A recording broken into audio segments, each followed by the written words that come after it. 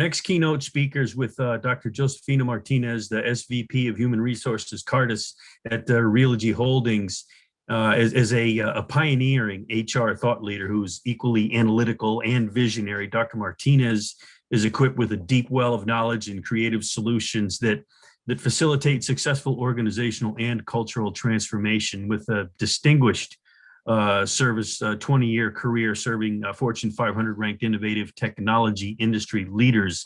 You'll see she's well practiced in leading organizational transformation, structural design, and operating models along with change and culture management.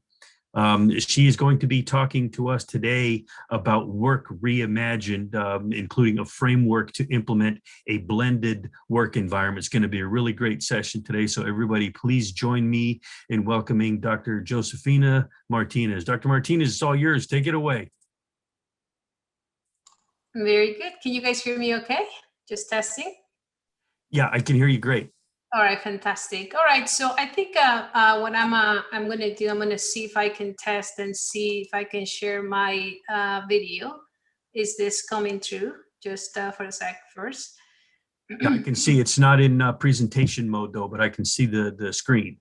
Okay, so let's just try that again. Let's see. Okay. There we go. Right? Okay. Yeah. Okay, thank you.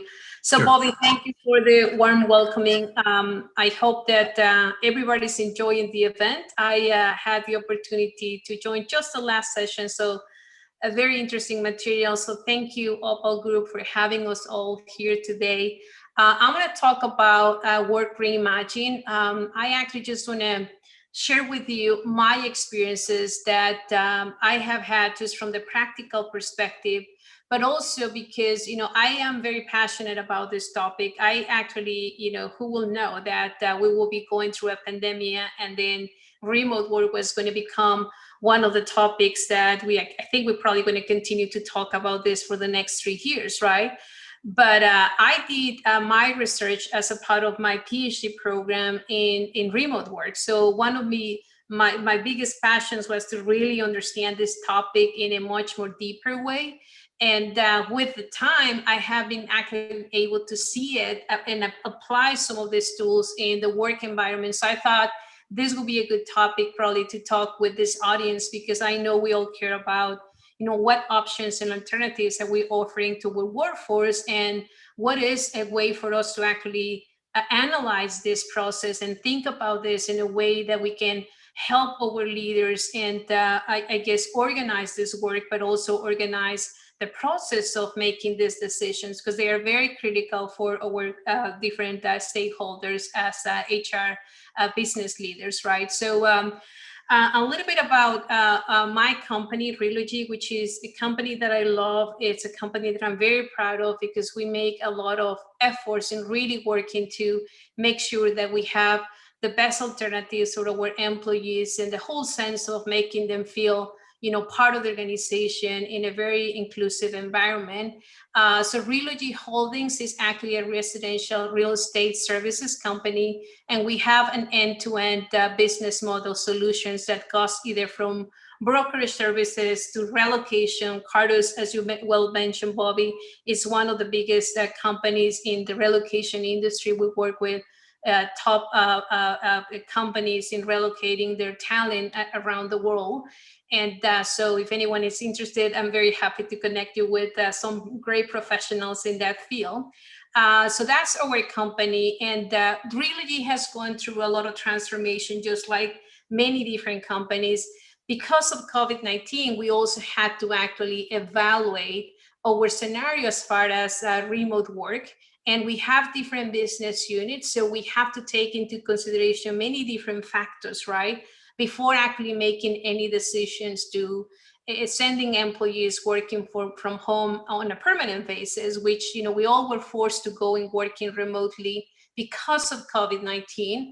However, for us, it was a pivot moment where we actually decided that we really needed to think about this in a much more long-term basis, given that the unknowns of COVID-19.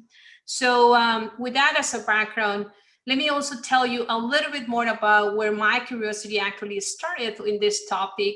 I was actually working in the tech industry in Silicon Valley And there was a lot of buzz those days around, what's going on with remote work. And one of the biggest things that I learned is that as I started to, work in this industry, is that there was just different ways of thinking about remote work. And companies in those days were very concerned about, they were concerned about productivity, they were concerned about engagement, and obviously innovation. They were very concerned about, if employees continue to work remotely, most likely we'll see delays in terms of how we actually can deliver results in terms of our innovation, right? So there was this big thing about what's going on with remote work and why are companies and employees so conflicted about this topic, which is very interesting because I think today we're still seeing the same thing, right? So this is one of the main reasons why I'm so passionate about this. Then the second thing is that as I was advancing in really understanding this industry and acting as an HR business partners, I also learned that we were actually starting to lose a little bit of talent because we were changing our decisions and asking employees to come back and work from the office more than in the past, right? So that was a factor that employees saw it like, okay, I'm very used to work from home now, and I think I do it effectively. So now you want me to come back to the office, right? So there was a lot of these dilemmas, and the thinking, was, from my point of view, I was really curious if, is this really becoming something much more relevant for the workforce than we think it is, right? And on the top of it, as time was passing by, then I saw this technology aspect really changing, where you started to see a lot of these video conferencing tools, much more automated processes than in the past. And therefore, employees could argue that, I have the tools to actually being able to work from home. It's really more the company that needs to really help me to be able to work from home, right? So that's how my research started taking a little bit more shape. And that's what, what I'm going to show you is some of the outcomes of that, and my learnings, both from the, I guess, academic perspective, but also from the practical perspective. So to that extent, I actually started with the framework of thinking, this is a very complex problem to solve, right? So if I can just nail it down to 2 or 3 things that are of a concern, what would that be, right? So I started sort of thinking from the employee perspective, what is it that they want, right? And how can we actually nail it down? And is it important for us to actually consider this as one of the factors that will be perhaps a worth a conversation with management team to discuss engagement and to discuss productivity, right? So I look into, you have employees that are actually working remotely, and they are actually very happy working remotely, right? And then there's some on-site workers that they're working very happily as well, and they love working on site. And there is employees as well that they want to have a little bit of both, right? They want to have a blended approach because they actually think that they can be effective working from home, but they also need to have that sort of sense of belonging in the workplace. And as you can see in these pictures, both environments are very different, right? You can see just the physical aspect of being in an office where you have some artifacts that in some sort of way connect you emotionally with that workplace, right? So that's different by itself, right? In addition to the access of having your peers, your friends, and perhaps your boss close to you and being able to ask questions when needed, versus the other environment is your computer, is you, and anything that you can do through your computer to network and connect with the rest of the organization. So to me, this was a fascinating way to start looking into it. And that also led me to sort of ask the question, because, obviously I was going to spend a lot of time looking into this topic. So I, started to look into why is it that we care, right? Why this topic is important. And it continues to be very important, I guess, in these days as well. And the reason is because it is still controversial, right? We still see that there is the both aspects, which is on one side, you see the positive things that remote work has been teaching us, right? That there is a lot of employees that actually see this as a major retention factor and a way that they find satisfaction in the work because they have the flexibility, right? we have also seen that technology has advanced even more, right? And actually, I could argue as well that leadership has changed, specifically when, being forced working remotely. Now our leaders are developing themselves into new skills just organically, right? Just as a part of the process of working remotely and really trying to find new ways to how to connect with their workforce. So that's sort of like the good things about what we're still finding with remote work. And we also know that, some much more earlier research or fresh research today actually anticipates that remote work is going to continue to grow. I would recommend for you guys to look in some of the recent reports that the Gartner research has shows as far as how they actually forecast remote work is going to change. And in their view, is actually going to continue to grow, if not at least remain even much more as an alternative in the workplace. And then you still see, some aspects of concerns, from the organizational perspective, which are more related to productivity, innovation, right? Can we actually keep the level of innovation that we need in the workplace?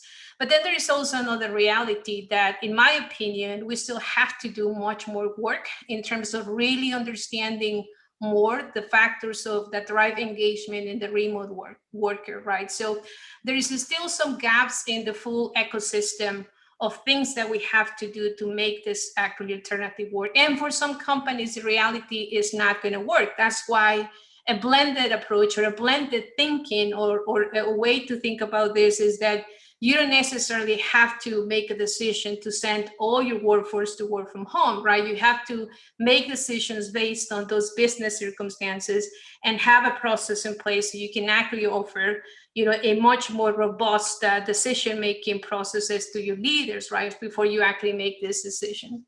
So, and the reality, which I think most of the companies are facing, is that there is this challenge that the companies are offering alternatives to work from home, right? And the employees, they're liking it in some sort of way, right? There are also employees that don't like it. I mean, we all know that, right? But, that is going to lead us to a different kind of rate of attrition because, some companies are going to reverse these decisions, and reversing these decisions may mean you're going to lose some talent, right? So that is why I think it's important that we continue to evaluate this topic and we continue to evaluate ways to actually create frameworks for companies to analyze this and make these effective decisions for the long run, for the well of the company and also for the employees. So the reality is that these dynamics are making us to evolve into a much more flexible work arrangements that I think we should expect to see more of in the future. So before I actually go to talk a little bit about the practical experience, I wanted to share as well what happened with my research, because I actually spent 4 years looking into this. And even in 2016, 2017, I sort of remodeled a lot of my research, but my conclusions were basically 4 that I think are worth at the time for us to mention.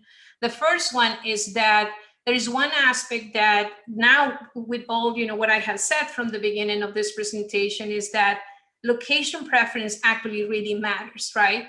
So when employees are actually forced to work remotely, the majority of the time, it's most likely they will be even less productive if the case is that they don't like working remotely, right? So if the preference of the employee is actually work in an office environment, it's probably going to be better for you to keep it working in that office environment, right?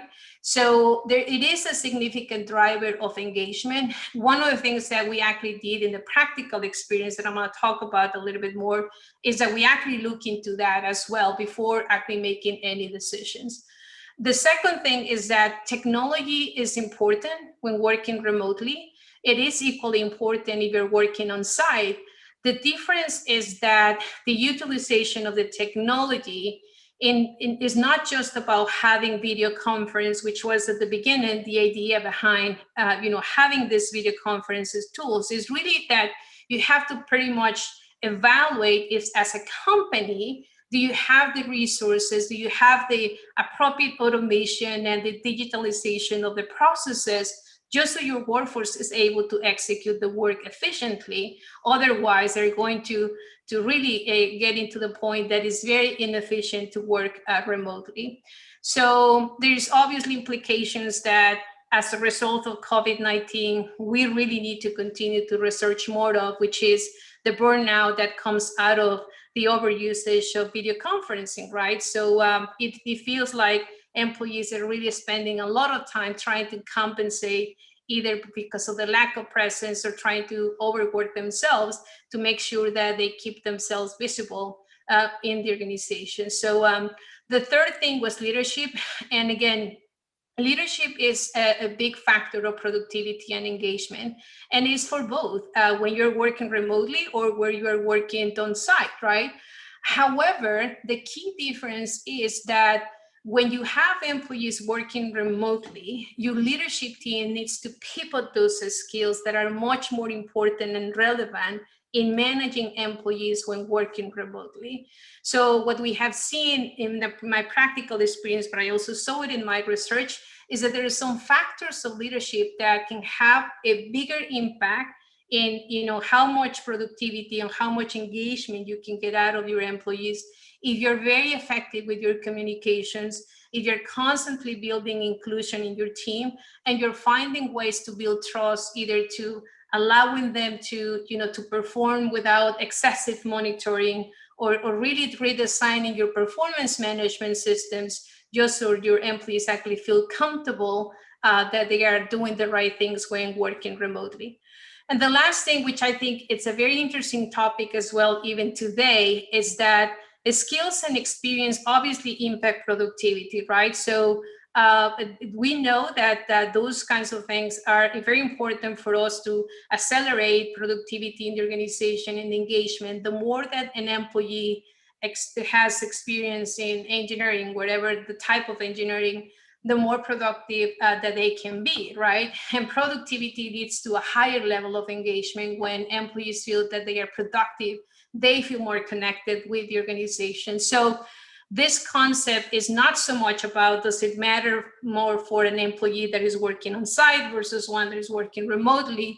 The key here is to really have the right onboarding and the right training systems and the tools that are going to be necessary when you actually bring employees working, remotely. So these were sort of like the bottom line of my research. So let me now talk a little bit about what is it that, from the practical perspective, the questions that I think that we're all sort of like thinking about in how do we actually help our organizations to drive decisions and execution, as far as, are we going to stay working remotely forever, or are we going to bring employees back once the vaccine is back? And that some companies actually don't have this modality. They still have employees working in an office, because obviously there is some caveats to this research. This actually has to apply for, this would not apply as an example for the manufacturing environment, where your employees obviously have to go there and physically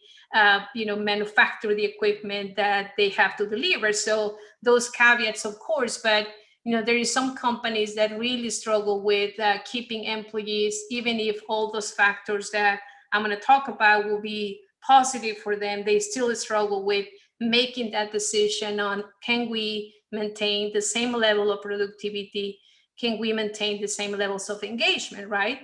So the question then is, what kind of factors should we be evaluating before actually making any of these decisions? What kind of things should we be looking at from the organizational perspective before we actually push any decision forward? So I will argue that there is three areas, and one of them being the talent, the second being technology, and the third one is looking into culture, organization, and then which is embedded on leadership as well. So from the talent perspective, I think what the way that we thought about is, again, first, is, can the work be executed remotely? And the second thing is that, it's the majority of our employees, do they like the idea of working remotely, or would that be their preferred option versus working on site, given that now they have actually know what it's like to work in both on-site or remote, right? And the second was to look into skills, right? Is the level of the competency and the employee by himself or herself, do they have that level of self-determination to direct their works themselves and work without less supervision, which is also required that. So anyway, so those were some of the things that we look at it from the talent perspective. And obviously in technology, we expanded to look into, do we have not just the video conferencing tool, which is the more predominant tool, but do we really have a systems and technology that is digital? Have we automated key processes? And do we have enough tools that can enable the work to be done efficiently, right? And then the last one was looking into the aspects of leadership, making sure that our leadership was able to show the level of competency to manage an organization that was going to be working remotely. And that meant, how and what kind of, techniques are they using to maintain the relationships? What kind of programs are they building in the workplace with their teams to maintain that relationship? And how are they building trust with their teams? Are they actually being inclusive? Are they building an environment of recognition where people actually will feel part of the community, right? So is the culture ready for it, right? So that was the biggest things that we were looking at, in addition to, can the work and can this team actually operate remotely given the kind of deliverables that they have? So when you think about our approach, we took a little bit of the outcomes of my research, which suggests that you have to look at it from the social technology systems perspective, which is you cannot implement this program unless you have looked into the social aspect of your organization, which you could argue is talent and culture, but also the technical aspects of having technology in place that will enable your workforce to deliver what they have to deliver. So you can see that in this framework, we talk about talent. And for us, that meant that we actually run an assessment that focused on these three different areas. The work location preference from the employee perspective, which is basically at the center.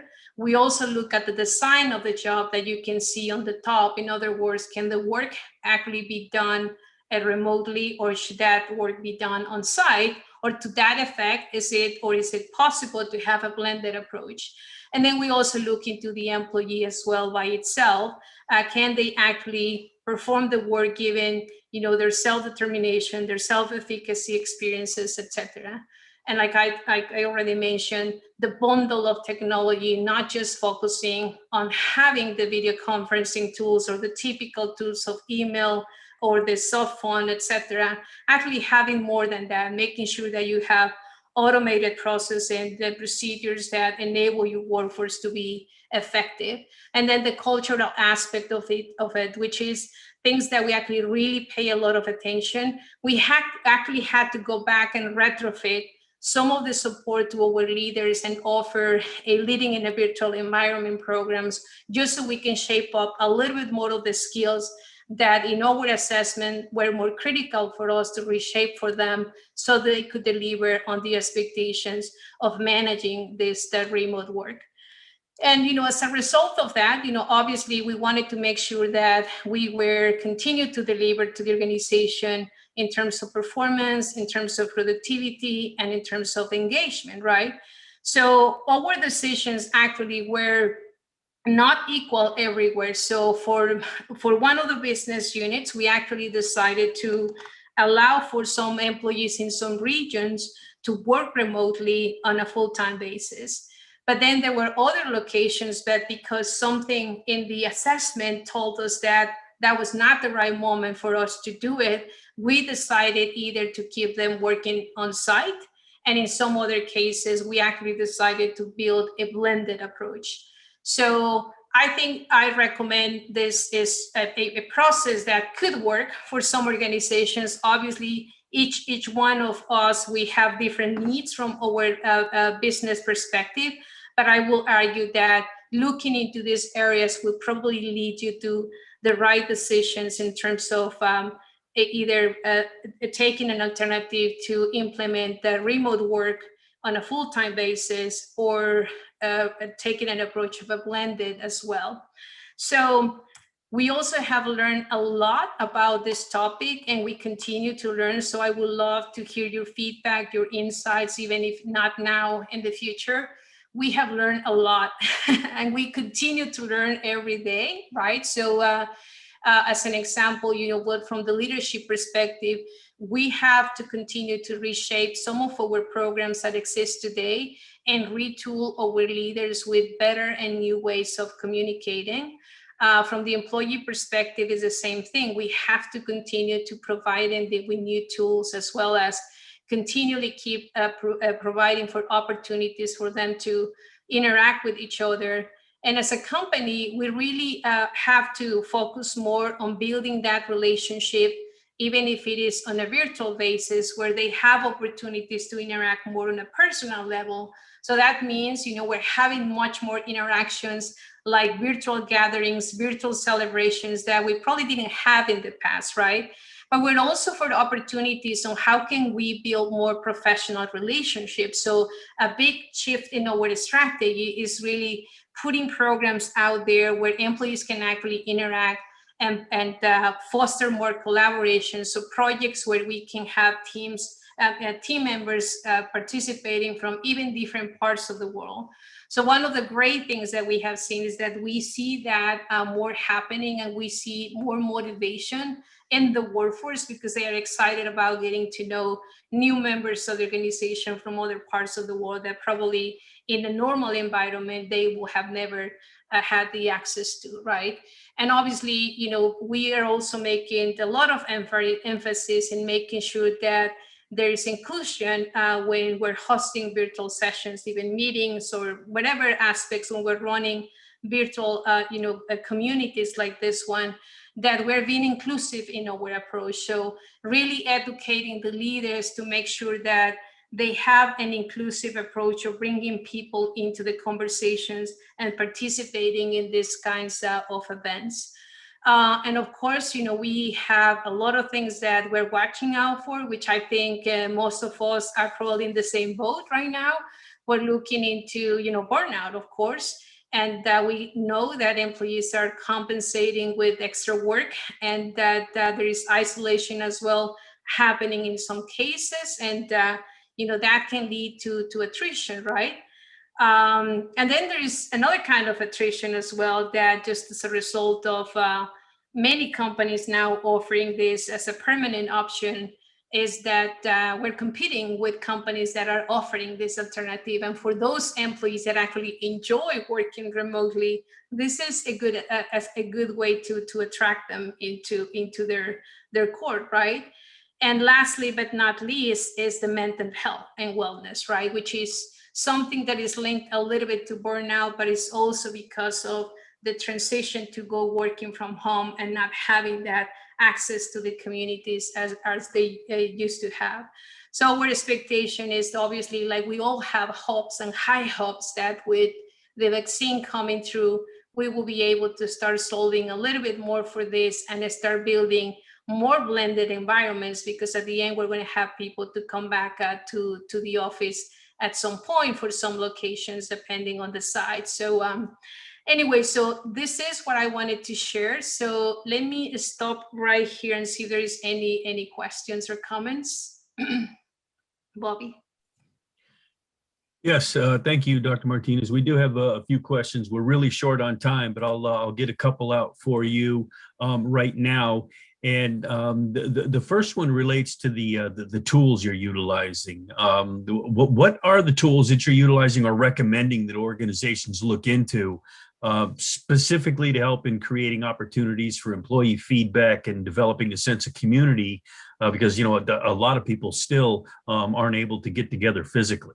Mm-hmm. Yes, so I think, in terms of the tools, one of the things that we actually did is that we actually launched a survey that was more designed to understand the impact of the remote work, right? So it was not an engagement survey. It was actually more decide to actually understand what was the impact for the employee in terms of all of these aspects that we care about: wellness, can they execute the work, are they feeling comfortable with it, are their families okay with them, working on their homes, etc. So we have gone into this habit to constantly assess and get input from the employees from that perspective. But we have also incorporated their feedback into an assessment process that then we bring to the management team for us to study what are those things that you have to do to improve, right? So 2 or 3 things that we have done is really actually retrain our workforce in some tools on how to be more effective working remotely. We have also retooled our leaders in terms of those things that they can do better, that they should use more their competency to really maintain the productivity and the engagement. And then there's a lot of communication tools and programs that we put in place just to continue to drive this kind of engagement. And I can actually share more as well, aside if somebody has a specific question, I can send some examples of that, Bobby, as well. Okay, good. Yeah, no, that's good to hear and appreciate that. And we've had a lot of discussion today prior to your session, as well as in yours. And I know you just mentioned it now when you were answering that question, kind of specifically related to leadership. Do you have any types of actions that you can share that are helpful for creating open communication in a virtual environment? Yeah, I mean, I think, what we have done a lot of is that we actually have really reinforced our town halls, right? So we have town halls that are coming actually from the CEO, but also we have a different type of small communities where employees can actually come and have open chats with senior management in their corresponding teams. The other thing that we're actually doing as well is we create these virtual jammer communities that we call, which is part of our tools from the technology perspective, where we have learning communities for employees to interact. But also the same thing is that we do have special events that either are driven to, like maybe a year ago or a little bit less than that, by the end of the year last year, we did an employee appreciation week where we actually invited employees to participate in these communities, post their videos, their preferred songs, their preferred experiences during that year, just to celebrate the community. So there's different things and tools that leaders can actually use to maintain that focus with the workforce and keep them, engaged and connected. So.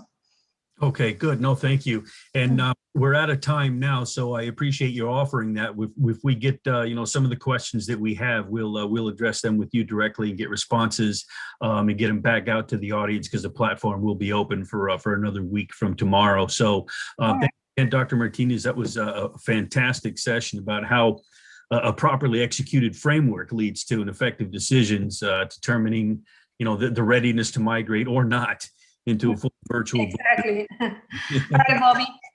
All right. Thanks so much for joining us. Take care. Have a great day. All right. Take care, everybody. Bye. Bye-bye.